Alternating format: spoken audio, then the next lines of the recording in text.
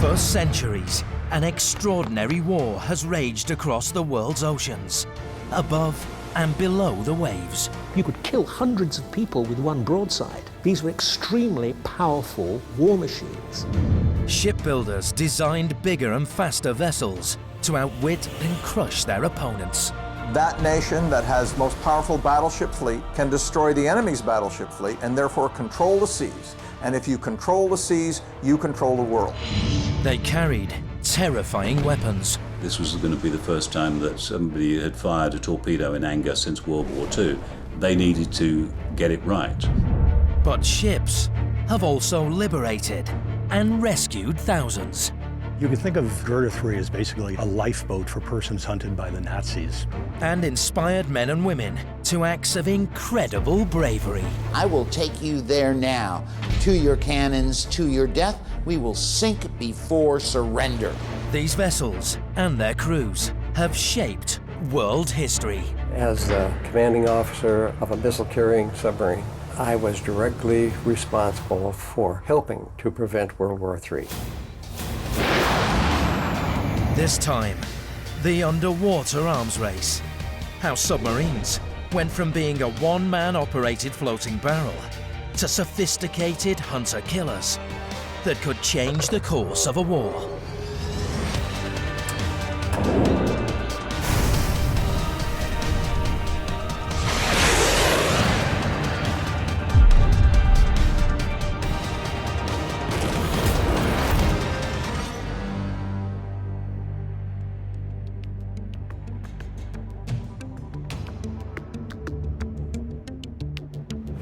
Over the years, warships have become larger and more deadly, but they've always been vulnerable. You didn't need an impressive navy to sink a ship. What you needed was a vessel that could strike underwater. The great thing about a submarine is that it's invisible. You could attack ships secretly, covertly. The submarine is the ultimate stealth platform. It can use underwater explosives. Don't make holes in the top of a ship, make holes in the bottom of a ship, because then the ship will sink. The submarine has proved itself to be capable of remarkable feats of endurance and speed. The ship was actually so fast at the time that this portion, as well as several other portions, were actually ripped off the deck. We'd never before had a submarine capable of this kind of force and power. But also to be a terrifying killing machine. The 7th of December 1941, Pearl Harbor.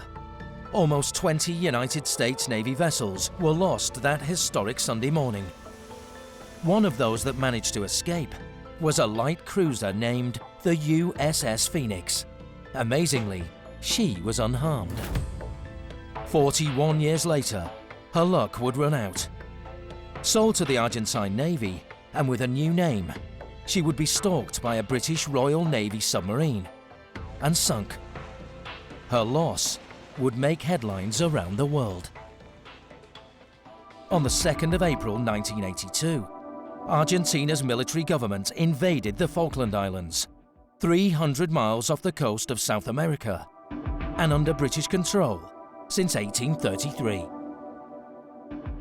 It's probably hard to realise for people who weren't around at the time the size of the shock when people woke up and learned that the Argentinians had invaded the Falklands.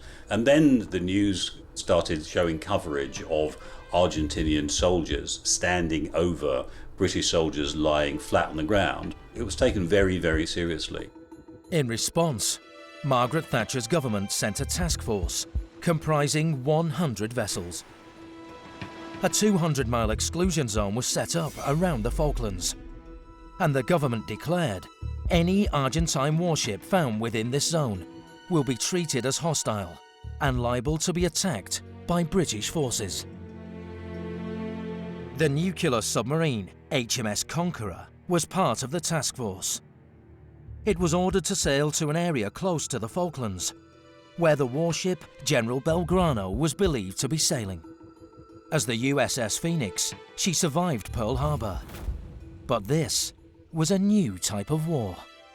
The General Belgrano was a rather old, but still moderately capable Argentinian cruiser escorted by 2 missile-equipped destroyers. It was part of a planned attack on the British task groups. HMS Conqueror, nicknamed Conks, was a Churchill-class nuclear submarine.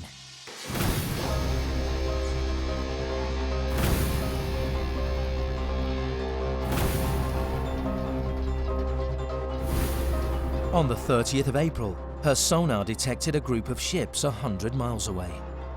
The Conqueror went in pursuit. The following day, the ships were located outside the exclusion zone. The Conqueror's navigator, Narendra Setia, kept a diary. There is one cruiser, the Belgrano, 2 destroyers and an oiler. We caught them in the middle of a replenishment at sea, which would have made a superb target, but unfortunately, they were south of the exclusion zone. The safest place for the submarine to be, in order to follow the Belgrano and remain undetected, is directly beneath her. So for many of the 13 hours or so before the attack, Conqueror is actually 150 feet below the Belgrano, which is a kind of sinister thought. At 5 a.m. on the 2nd of May, the Belgrano and her small flotilla received a message to return to their base at Ushuaia. There's been much debate whether the British intercepted this signal. What isn't disputed is that the British Task Force commander, Sandy Woodward, was deeply concerned for his servicemen and women, who he felt were vulnerable from an Argentine attack. As far as Admiral Woodward was concerned, he was still in great danger, and that danger would be significantly reduced if the Belgrano group was wiped off the slate. Mrs. Thatcher's War Cabinet met to consider the Admiral's request to sink the Belgrano. Permission was given. The signal then went to the Conqueror, sink the Belgrano. The captain very calmly announced to the crew, we're going to go to action stations after lunch. They had roast pork and apple pie and crumble for their lunch. And then they moved in on the Belgrano. This afternoon I knew what fear was.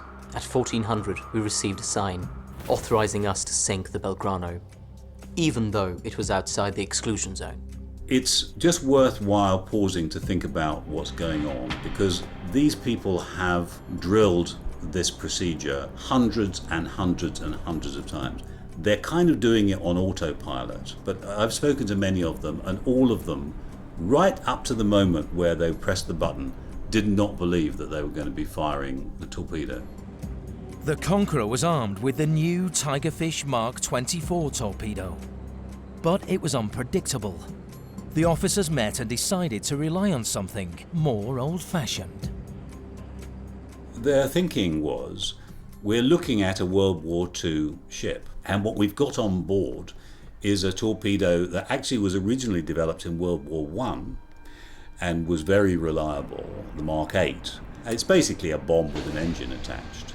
And their idea is that they're going to fire 3 torpedoes in a slight fan so that they've got the maximum chance of hitting the Belgrano as it goes past. Captain Rayford Brown says, fire. He was a quietly spoken man, and nobody had ever heard him speak this loudly before. The atmosphere was electric as the seconds ticked away. 43 seconds after discharge, we heard the first explosion, followed by 2 more. 3 hits from 3 weapons. The control room was in an uproar, 30 people shouting and cheering. The first torpedo missed and hit one of the destroyers, but failed to explode. The second torpedo hit the Belgrano's bow, just below the dining hall. The third hit her stern. We will never forget hearing the sound of the Belgrano breaking up.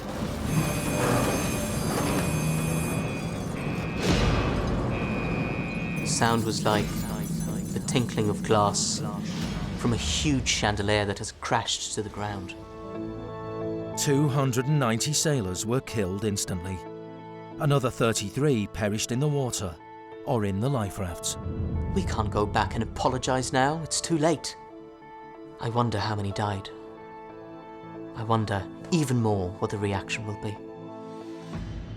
I think the general reaction in Britain at the time was jubilation. But if you read the memoirs of a lot of naval officers who were on the scene at the time, quite a lot of them are concerned that plainly there will be retaliation, and an all-out war is from that point really unavoidable. And that's exactly what did happen.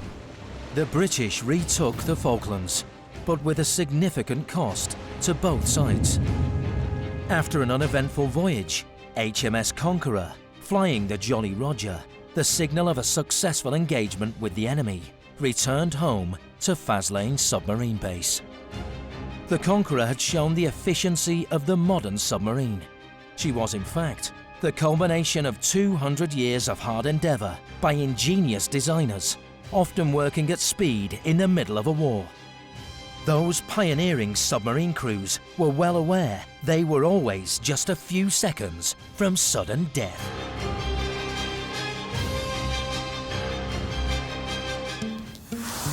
Warships have always been vulnerable to attack from below. The question was, just how could you make an effective submarine? The hunt began in earnest in the 18th century, as the New World fought for independence from the Old.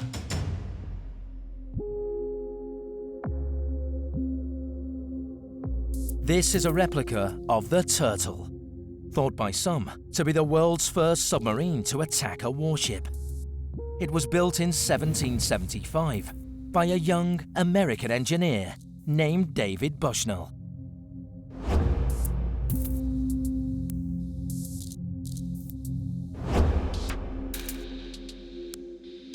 The United States was at war with Britain, and Bushnell was convinced his revolutionary design could be used to great effect against the Royal Navy.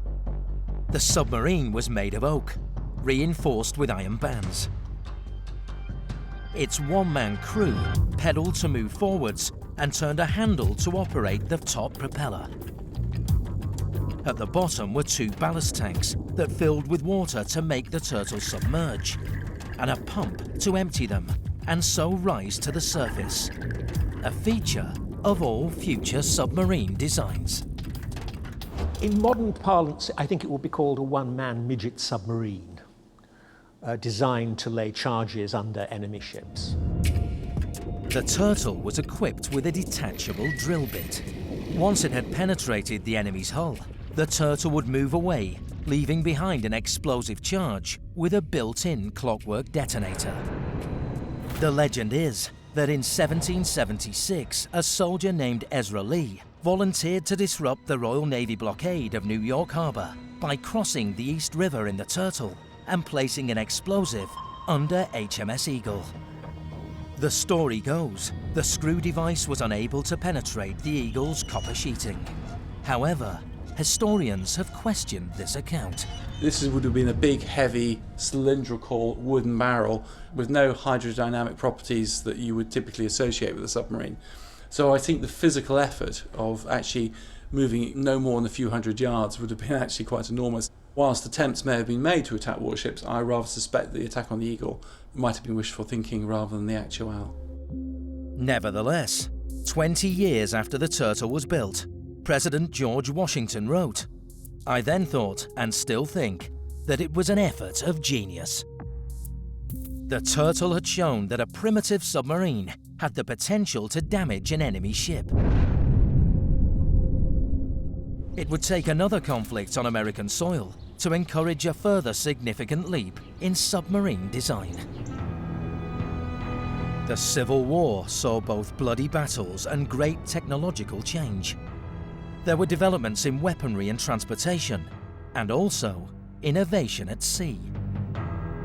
Within days of the outbreak of war, the Union forces of the North established a blockade of Confederate ports, known as the Anaconda Plan, to cripple trade in cotton and munitions. In response, the South devised an ingenious strategy. They were looking for new ways to exploit technology to actually mount attacks on the superior fleet that was inflicting a lot of economic damage on them. A group of Southern businessmen and engineers, led by 40-year-old H.L. Hunley, experimented with submarines in Alabama. Their greatest success was a 30-foot vessel named the Fishboat. Attempts to use electric batteries and steam power had failed. They now relied on something more old-fashioned. It was the most developed of what you might call the man-powered submarines, the submarines that relied on human power. The fishboat was operated by 8 men turning a propeller shaft. It had 2 ballast tanks, one at either end, and along the keel, weights that could be detached for emergency buoyancy. News of the submarine made its way to the Confederate Army, defending their biggest port, Charleston. It was hoped that if an explosive was attached to the fishboat, it could blow up the Union ships. During 1863, Pierre Gustave Toutant Beauregard was in command of the defenses of Charleston, and he wanted to do everything he could to try and break through the blockading fleet. During trials, the submarine's crew claimed they surfaced so close to the blockading ships, they could hear the sailors singing. However, the fishboat sank twice. A total of 13 crew members drowned, including the designer H.L. Hunley. The sub was named after him in his honor. Undeterred, a new volunteer crew was found and a plan devised to sink the USS Housatonic, anchored off Charleston, a key vessel in the North's blockade of the harbor. The Housatonic was quite a significant American surface ship. And after initial failures, they managed to get the Hunley into position. It sort of paddled its way forward with the men inside working very hard.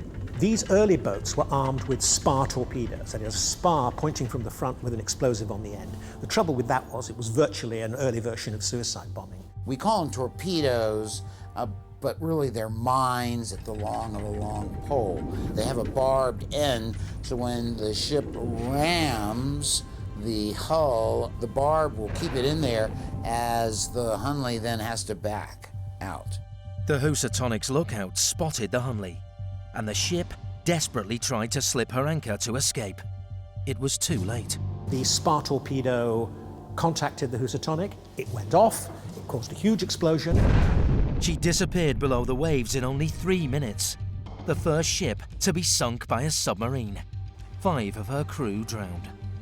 The Housatonic sank, but so did the Hunley. At one level, this was the first successful submarine attack. But at another level, it demonstrated that really you had to develop a better weapon for the submarine, and also to produce a proper power system as well. A more effective method of propulsion was not long in coming. It was developed by an unlikely Victorian inventor who managed to harness the latest steam technology, but would be ultimately defeated by the sea. In November 1995, off the coast of Rhyl in North Wales, a diver spotted something unusual lying on the seabed. It soon became clear that this was a wreck, the wreck of a vessel with worldwide significance. Invisible for over 100 years, it was the world's first fully powered submarine. It was designed not by a shipbuilder or an engineer, but by a young curate named the Reverend George Garrett. He was a very eccentric, very knowledgeable, very interesting type of guy. I mean, a clergyman who builds submarines. This was a venture into a new type of warfare, something he hoped to sell to the Royal Navy, and we would be one step ahead of all the other navies in the world. Garrett sketched his design for the submarine on the back of an envelope. It was to be powered by a fireless steam generator, similar to those just introduced on the London Underground. Hydroplanes on each side would take the submarine underwater, and when the engine was stopped, it would rise to the surface. The submarine had a serious purpose. It was designed to be able to carry torpedoes. This replica stands in Birkenhead Docks, just feet from where the submarine was launched on November the 26th, 1879. Garrett christened her Resurgam. Resurgam is a Latin phrase for I shall arise, and what a fantastic name for a submarine, I shall arise.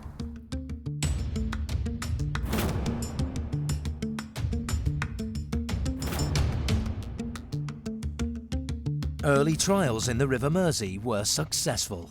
although conditions for the three-man crew were almost unbearable. The heat from the boiler was intense, varying from 110 to 115 degrees, and we experienced great discomfort from the air pressure on the eardrums. We had to stand all the time owing to the very limited accommodation, and when we returned to the surface we were all exhausted. The interior of the Sorghum was gloomy. The only light was provided by candles. The pioneer submarine crews were brave and they were prepared to take on an adventure because it would have been like nothing else they'd ever experienced, trying to operate and work inside a submersible. The Royal Navy asked George Garrett to demonstrate in Portsmouth, hundreds of miles away, what his submarine could do. So in January 1880, Garrett sailed with his two-man crew from Birkenhead docks, up the Mersey and out to sea. He expected the voyage to take a month. The navigator had lost his bearings, and we came up alongside a full-rigged ship homeward bound for Liverpool. When Mr. Garrett threw open the top and shouted "Ship ahoy!" and inquired where we were, the captain of the ship was terribly surprised and inquired who we were. We informed him that we were a submarine torpedo boat from Liverpool and we're going to Portsmouth. The captain then asked how many were in our crew, and when Mr. Garrett told him 3, the captain answered, "Well, you are the 3 biggest fools I have ever met." It's January, the weather is bad. He eventually realised he couldn't progress any further and went into the estuary at Rhyl on the North Wales coast. A yacht later took the Sorghum under tow, but the rope snapped. Heavy seas swamped the sub, whose conning tower hatch couldn't be closed from the outside, and she sank in 60 feet of water. The tragedy, Chris Holden believes, is that even if Garrett and the Sorghum had made it to Portsmouth, the Admiralty weren't genuinely interested in his invention. The Navy thought they were underhand and we shouldn't be using submersible ships to inflict damage. It was big warships, big guns, that was the way forward. This was something sneaky, definitely underhand. Just a decade after Garrett's death, submarines would become a deciding factor in a world war and possess technology and deadly weaponry that he could only have dreamed of. The 19th century had been a time of great submarine experimentation, with mixed results. But by the early years of the 20th century, reliable petrol engines revolutionized their performance. Submarines were now something to be feared. On the 28th of March 1915, at the height of the First World War, a British ferry named the Brussels left Harwich for the neutral Dutch port of Rotterdam. Its skipper was 45-year-old Captain Charles Fryatt. He knew these waters well. It was his 143rd crossing of the war. A few hours into the voyage, a German submarine, U-33, was spotted on their starboard bow. Her captain, Comrade Ganser, signalled to the Brussels to stop. Ganser had been in command of U-33 for 5 months and was keen for his first kill.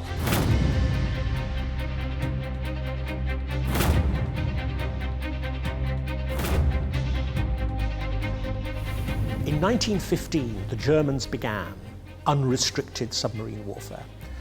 They unleashed their submarines to attack enemy and indeed neutral merchant ships in certain zones on site. They were allowed to torpedo them on site. This was an attempt to blockade Britain. The only way the Germans could. They couldn't defeat the Royal Navy on the surface, so they would use their U-boats as commerce raiders.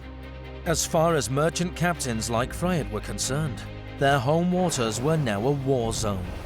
They could be attacked without warning.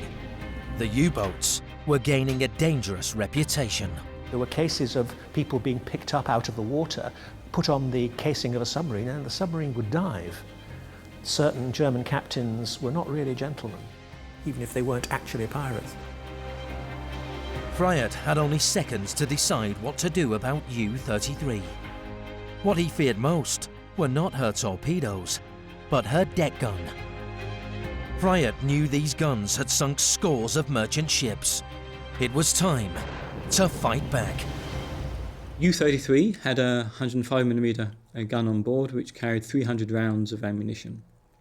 That's compared to the 6 torpedoes it carried. Submarines didn't have a huge arsenal of torpedoes. Captain Fryatt decided to cancel out the threat posed by the deck gun. He would ram U-33. He ordered his engine room to put the engines at full steam ahead, and he steered the ship for the conning tower of the submarine. The German commander of the U-boat saw that he wasn't going to surrender, and he had to make a decision as quick as possible. And so he took a decision to dive. Fryatt continued to steer directly for the spot where he saw the U-boat go down. Some reports say that the periscope of the submarine was only 2 foot away from the side of the SS Brussels. Stokers down in the engine room, some of them made statements that they felt a bump and a scrape, almost as if he had hit something. Although damaged, U-33 survived the encounter and would go on to sink 40 merchant ships that year alone. The U-boat's deadly effectiveness even surprised the Germans themselves. You could send them out into the western approaches, you could deploy them in the North Sea off British ports, and they proved to be, unexpectedly, a vitally important part of the First World War German Navy, perhaps the most important part in the end. Despite the U-boat threat, Captain Fryatt continued his regular voyages across the Channel. Meanwhile, U-33's encounter with the Brussels wasn't forgotten by the Germans, as Fryatt would discover the following year. On the 22nd of June 1916, Fryatt was again in command of the Brussels, sailing from Rotterdam to Tilbury. Among the passengers were 100 or so Belgian refugees. However, according to the Germans, he had 50 escaped Russian prisoners of war. Shortly after leaving Holland, he was surrounded by German torpedo boats. This time, he couldn't see any course of escape, and he was forced to take control of his ship on the instructions of the commander of the torpedo boats, and he was escorted to Belgium. The Germans scuttled the Brussels and decided to try Captain Fryatt. The charge? Attempting to ram submarine U-33. The trial began at 2 p.m. on July the 27th, 1916. The verdict? Execution by firing squad. Fryatt was dead by sunset. Britain was outraged. Prime Minister Herbert Asquith declared in the House of Commons that Fryatt had been murdered by the Germans. On the Western Front, gunners wrote defiant messages on their shells before firing them towards enemy lines. U-33 succeeded in sinking a total of 84 ships in her career. But what of the wider U-boat campaign in the waters around the British Isles? Was it successful? It was hoped that the ruthlessness of this attack would scare off neutral shipping and would so reduce British shipping that the British Empire would cease to be an operational thing. But there were too many ships, and shipping management was so effective, it did not give a decisive result. Although the German U-boat campaign didn't bring Britain to its knees, it proved without doubt the vulnerability of surface vessels to underwater attack. The campaign also forced the United States to totally rethink its submarine strategy. At the entrance to the Mystic Seaport dockyard in Connecticut is a vessel called Kingston 2. She's small but powerful and with a surprising history.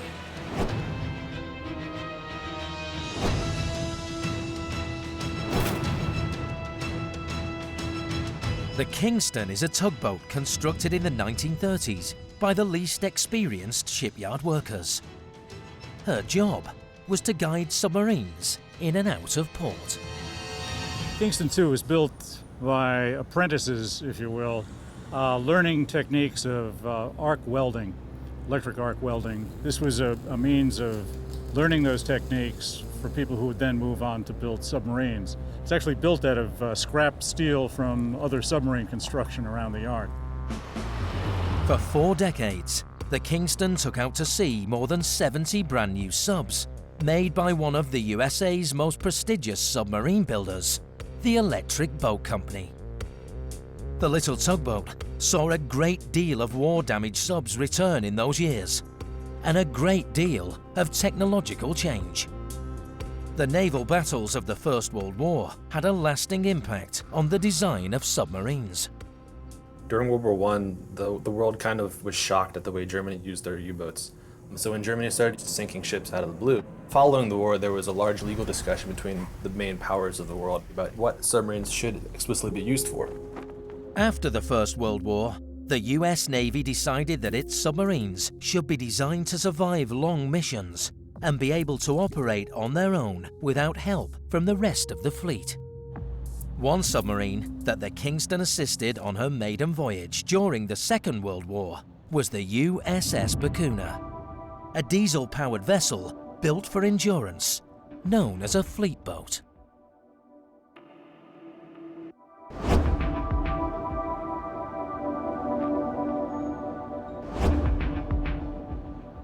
She was one of the most advanced subs of her time. The fleet boat itself was designed to operate as part of the advance force for the U.S. fleet moving across the Pacific, and so they could go from Pearl Harbor to Japan and back easy.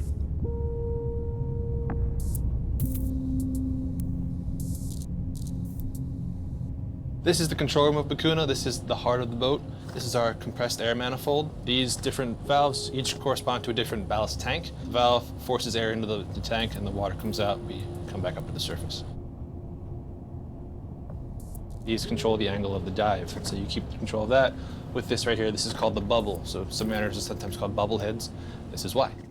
The usual angle of depth is about 7 to 10 degrees. Anything more than that and stuff starts falling off the walls, so you try to keep a controlled dive around that.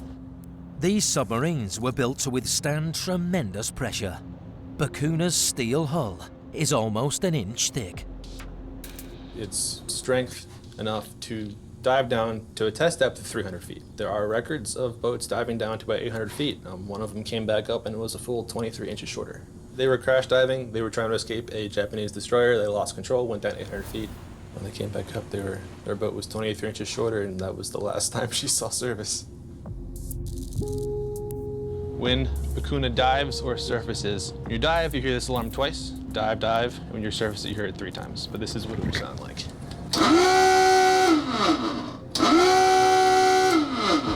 We also have general quarters, which is battle stations.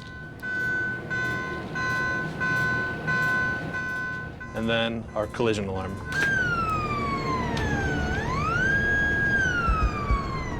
During World War II, submarines made up only 2% of the US Navy.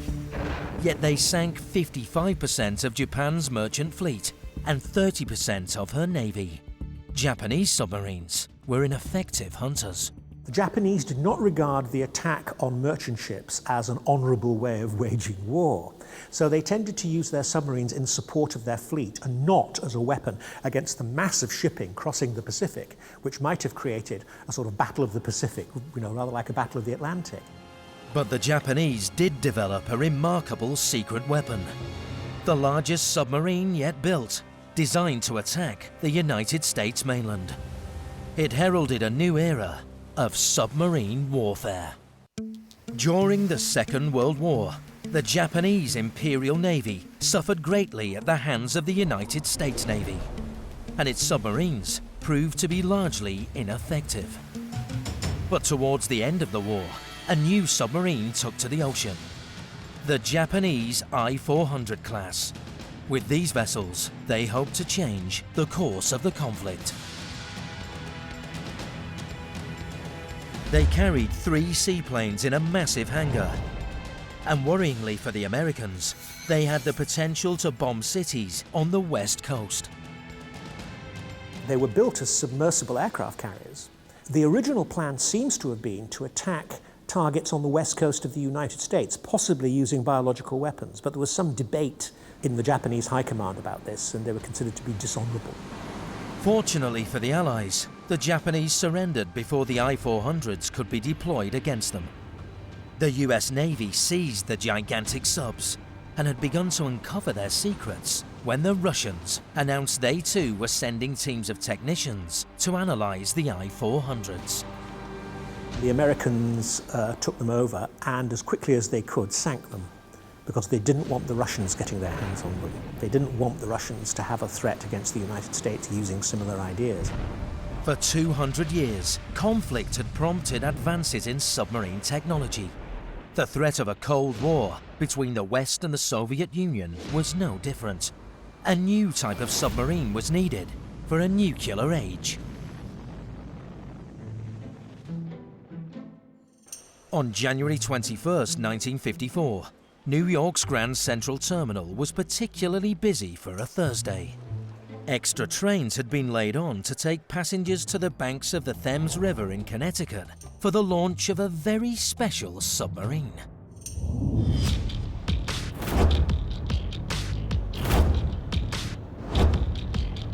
The submarine had the hull designation 571, but was known as Nautilus, in tribute to the vessel in Jules Verne's novel 20,000 Leagues Under the Sea.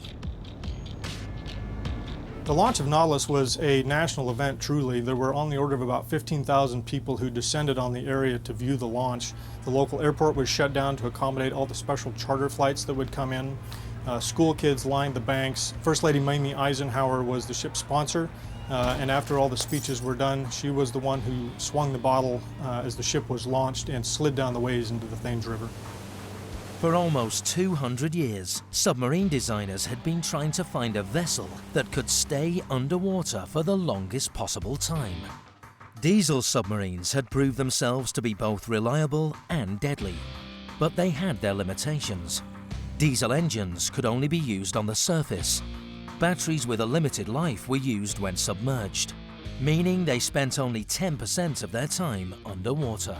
With nuclear propulsion, you were no longer tethered to the surface, to the atmosphere, to rely on that oxygen to run your diesel engine, and she could run indefinitely at depth and speed, essentially limited by the amount of food that they took on board to feed the crew. And now that we were no longer on the surface, the preponderance of the time, we were effectively unable to be found, unable to be located, which made us a very venerable weapon against all other surface convoys that we might come up against. A nuclear submarine works, in fact, on a Victorian principle, using steam to drive a turbine. Water is pumped at pressure through the nuclear reactor and is heated as the reactor core splits uranium atoms. A heat exchanger uses the hot reactor water to create the steam. Pressure from the steam then drives a turbine attached to the propeller shaft and a second turbine to generate electricity. The man behind the US Navy's nuclear program was Admiral Hyman Rickover, a maverick with an engineering background. Rickover founded a nuclear power school to train his submariners for his revolutionary fleet. He interviewed perhaps the top 10 or 15% of the submarine school graduates at that time, personally interviewed them and selected them to go. And from then on, the training was very rigorous. Rickover was a very formidable bureaucratic politician, very strong-minded, but he knew how to handle Congress. And he got congressional support for the nuclear submarine program and the nuclear power program in general. He truly is the father of the nuclear navy.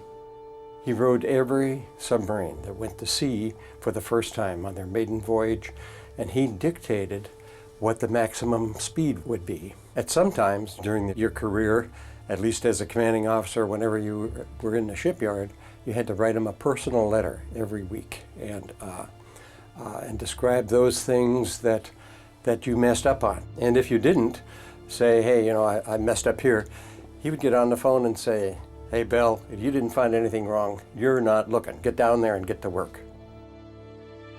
In 1949, a prototype pressurized water reactor inside a submarine hull was constructed in a remote part of Idaho.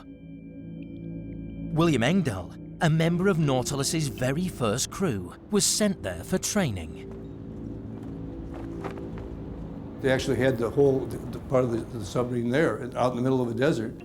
We stayed there for 6 weeks and we stood watches on the hull and so forth. I think what it was, they wanted to make sure that we knew it wasn't going to be a threat or there would be no danger of nuclear power. At 11 a.m. on the 15th of January 1955, the ever-reliable tug Kingston 2 assisted the Nautilus as she put to sea for the first time. Nuclear vessels needed help getting out of port, just like diesel vessels.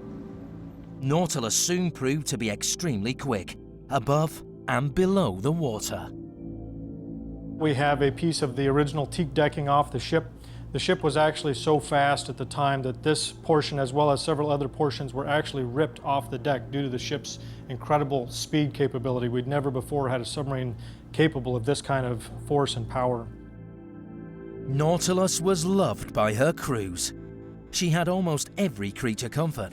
A Coke machine, a jukebox. They even breathed purer air than on the surface. I can still have flashbacks of different things that happened to me when I was actually at sea. I can still think of different interactions and different things we did. You're in the torpedo room right now. My bunk was right here, and I used to have a guy who used to sleep next to me, and he snored terribly. He'd keep me awake, you know? So what I'd do is I'd shake him and say, French, time to go on watch. And what he'd do is he'd get up and he'd go clean up and all that, put his clothes on, and then I'd try to get to sleep before he realized he wasn't going on watch. The Nautilus set a remarkable number of endurance records, and in July 1958 embarked on a mission to travel under the ice and reach the North Pole.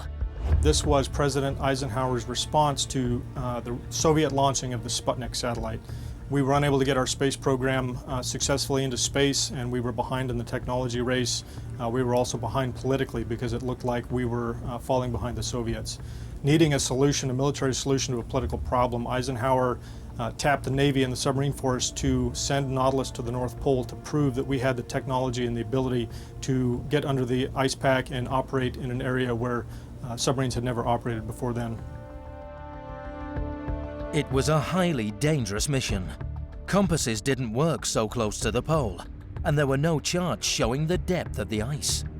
Her captain, William Anderson, was prepared to fire torpedoes to blast a hole in the ice if necessary. But on the 3rd of August 1958, Nautilus successfully passed under the North Pole. One of her crew dressed as Santa Claus to celebrate. All hands, this is the captain speaking. In a few moments, Nautilus will realize a goal long sought by those who have sailed the seas, the attaining of the North Pole. Nautilus went on to patrol the world's oceans for almost 30 years, a powerful symbol of naval supremacy. While historians will tell you that the shift from, say, sails and ships of the line to coal-fired and steam-powered ships was important in naval warfare, Nautilus was not only important in naval warfare, she was also important in world history. The nuclear submarine allowed the submarine to fulfill all its potential. They are amazing pieces of technology.